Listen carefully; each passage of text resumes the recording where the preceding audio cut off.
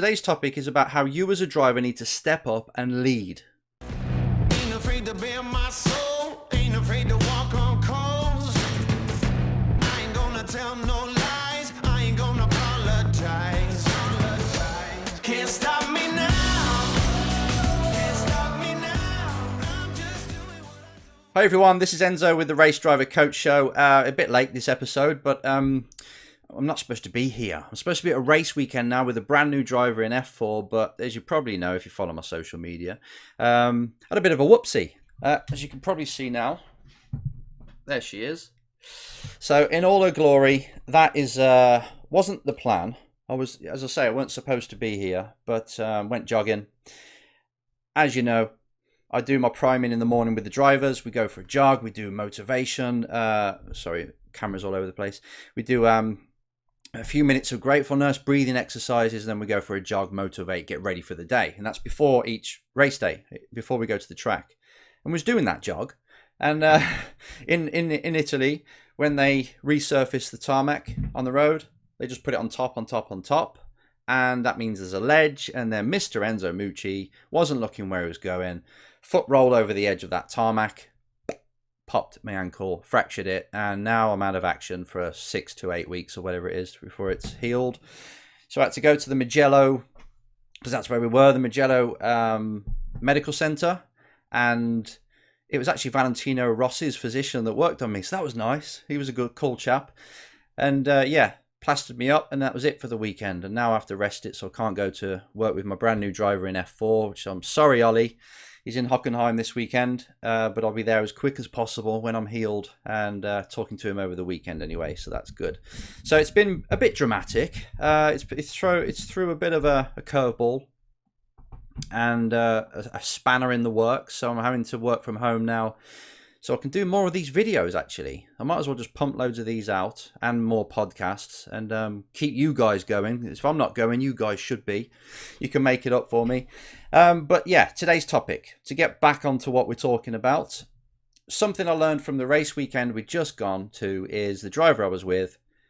The team's great, by the way, but the car wasn't handling like he wanted to. It wasn't there when he wanted to. These tyres in F3 are all over the place. You know, you just don't know where they're going to last. You're trying to get the peak. You're told what pressures to put in, but you've still got to get the temperature of the tyres right, and their optimal performance is right at the beginning of the lap one, and then you've got to make them last throughout the race, which is very difficult on the driver. They need to know when to push, when not to push, and what setup, which is what I want to talk about today. What setup to put on the car that looks after the tyres, but doesn't look after them too much so they don't switch on. Really fine, small window to get the F3 tyre right. You can see so many people getting it wrong. Every weekend, most engineers or drivers don't get it spot on. So it's really difficult in F3. It's not as it seems when you're watching. But what my driver had to do was he had this intuition saying he wants a certain setup, he wants a certain change to the car, and he's bit his tongue for a long time because he weren't sure if it was right. But then he decided to get more aggressive, not with the team but with himself as well, to say, this is what I want with the car, let's just do it. I don't want this, I don't want that, I want a certain thing, let's go for it, there's nothing to lose. And what did he do? He went out, he started from pole because he had not a very good race on Saturday and reverse grid, top 10. So he went out, started from pole, pulled away. And I was thinking, you've gone too soon. The tyres are not going to last. Because if you're hard on these tyres at the beginning, obviously halfway through the race, you've got none left. But then there was a safety car, which brought them all together. He did the Bottas style, which was actually not Bottas style. Bottas copied him, because we did it earlier first. But go all the way to the start-finish line and then go. Otherwise, people get a run on you. It's a long run. And then pulled out over 7 seconds. And the setup change that he was sure of, the setup change that he demanded, and the team agreed. It wasn't like we had to convince them. It worked. And it was just a reminder for me to say, I know what I'm going to do the next show on. It's to remind you guys that as a driver, you have to be very good technically. You have to understand the car that you're driving, not just how to drive it, but how to set it up. If you want a career in motorsport as a driver, then you've got to be good at car setup. You can't just put it in the hands of your engineer and just hope that he gets it right, just by you giving them a tiny bit of information of understeer, oversteer. They're in the dark most of the time, especially because the feedback of a driver is not usually good enough. So you've got to be very precise on your feedback. You can't just be 100% of your mind focused on driving. You've also got to have a lot of spare capacity to not just read the races and what's going on and traffic management and all this in qualifying, but to understand what the car is doing. It's precisely. Like if you say from the apex onwards, it's oversteering, the back's coming out, then there might be a possibility that actually going into the corner, in towards the apex, it's understeering. So it's pushing, and then when it finally grips, obviously the rear can't keep up. So then that's understeer that induces oversteer. Or it might be something, is the tyre rolling over or is it skipping across? And then that tells the engineer again what to do. So the engineer is always trying to decode what you tell them compared to the setup they've got, make a change, and hopefully that will change. And then in the qualifying session, it's a bit of a guess. You don't want that situation because it's going to be hit and miss. As a driver, you've got to know precisely what is happening with that car. And I remember listening in to people talking about Kimi Räikkönen when I was at Renault F1 for the junior squad, and they were saying that Kimi Räikkönen, it was Lotus Renault then, Kimi Räikkönen comes in and he pretty much tells the engineer exactly what he wants on that car. So if it needs a bit more front grip, the engineer might say something like, okay, let's lower the front ride height, right? Just an example, right? To give it more rake. And he would say, no, we're stiffening the rear and going up a bit on the rear. Okay, Kimi, let's do that. And it worked. Now that's the kind of driver that you can see has been in F1 for a long time. Okay, he might not have the absolute raw speed he used to, but he's valuable because he brings his knowledge of the car. He knows exactly what to do, and the setup he gives the engineers and helps the engineers with, and how he communicates it to them, allows them to improve the car. Even though the car is in at the minute, the Alfa Romeo is not that great, but they'll get there probably. But still, it just comes down to the fact that you as a driver, it doesn't just finish with the steering wheel and pedals and gearbox. This is you setting up that car to help you drive better. And the ways of doing this are very clever ways. If you've got carried away, you're in the session, you're driving away, you've given it your all, and you can't really remember what the car's like because you've been so in the zone and in the moment and not really concentrating, or the driving's taking up all your capacity. What I want you to do is on the in lap, and this is very basic, but on the in lap, keep pushing, not over the edge so you crash, but keep pushing and say, right, on this in lap, now I've taken the checkered flag and I'm coming into the pit lane, I'm going to now feel what the car's doing. And even talk to the engineer on the radio on the way through if you want. So you go through turn 1 and you can actually radio through, say, right, the car's doing this on entry, or it's not stable on braking, or the traction's not good, whatever it is for that corner. And you can talk them through, or you can just remember.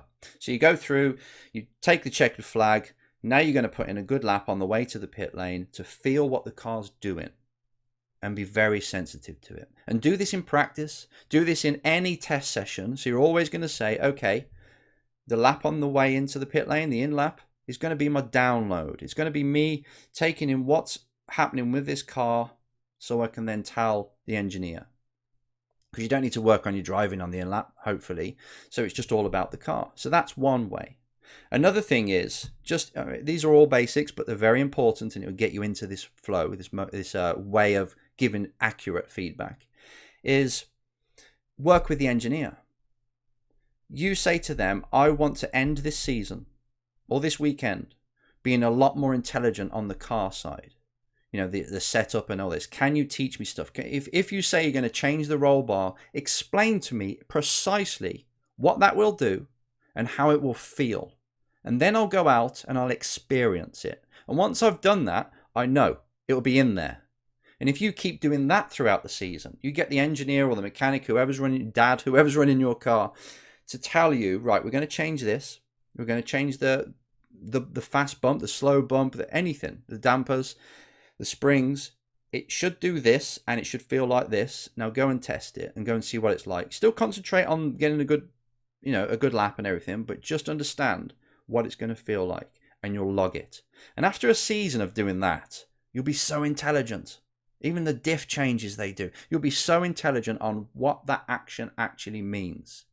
Because you being, I talk about you must be a good salesperson if you want to be a race driver. You must be fast, but also if you're technically switched on, you're going to be so valuable to a race team compared to another driver who just comes in, says, I've got understeer at slow corners, and that's about all they can give. You've got to be super intelligent on setting up the car, like they used to back in the day. The 650s, 60s, 70s, the driver would work on the car themselves and go race it. Come back in, figure things out, change, go out and try again. We haven't got that luxury now because of the sheer cost and the limited track time we've got. But you can speed up the process and still learn what those guys did. Understanding what a car does and how it feels doesn't slow you down like most people think and make you overthink things. It makes you more intelligent and it makes the team listen to you. And I really want to push this because so many years, seasons, you see drivers wasting their year because they're with an engineer that doesn't really understand their feedback. The team isn't really that good. But if the driver comes in and they've got technical knowledge as well as speed, they can help that team improve better. And the driver can look after their own destiny, can control their own destiny more. So say, it's up to me to make this car fast.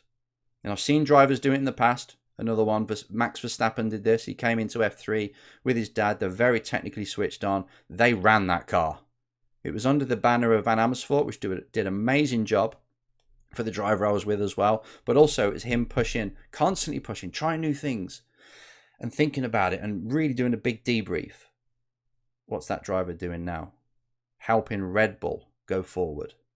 Max Verstappen. So it is a very big skill that you need and cannot ignore. And if you're at home doing nothing at the minute, then get that engineer to win. It's a really old book, but there's going to be engineering books out there, motorsport ones. You can get in, you can read, just learn a little bit. You don't need to become a genius on it. Just get a little bit of knowledge on that side and just spend a couple of hours a week just going through that, learning it better, because it will help.